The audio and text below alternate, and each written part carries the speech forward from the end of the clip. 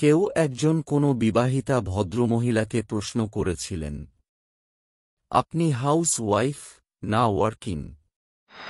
ভদ্রমহিলা খুব সুন্দর একটা মন ছুঁয়ে যাওয়া উত্তর দিয়েছিলেন। তিনি বলেছিলেন, আমি একজন পারফেক্টলি ওয়ার্কিং লেডি। আমি সকালের অ্যালার্ম ক্লক, একজন কুক, একজন ওয়েটার, একজন সার্ভেন্ট। আমি একজন পার্ট টাইম টেলার এবং আমি ধোপারও কাজ করি।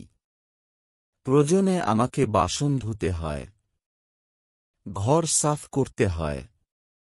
বাচ্চাদের জন্য আমি একজন গৃহশিক্ষিকা, আর বাড়ির বয়স্কদের জন্য আমি একজন নার্স।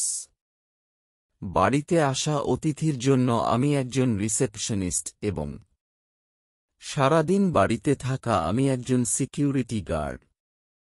আমি ঘরে সেজে গুজে থাকার একজন বউ। আমার স্বামীর জন্য আমি একজন মিত্রা, একজন প্রেমিকা এবং স্ত্রী। বাচ্চাদের জন্য আমি যেন আলাদিনের চিরাগ। না আমার কোনো ওয়ার্কিং, না আমার কোনো বেতন আছে, কোনো প্রমোশনও নেই, কোনো ইনক্রিমেন্টও নেই, নেই কোনো বোনাস।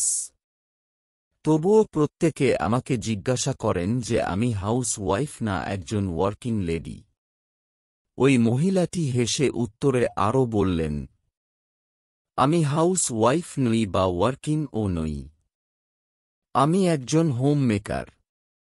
আমি সেই ব্যক্তি যিনি ঘরকে একটি সুখী ও সুন্দর জায়গায় পরিণত করি, একটি সিস্টেম তৈরি করি এবং পরিবারের সবার ভালো থাকা নিশ্চিত করি।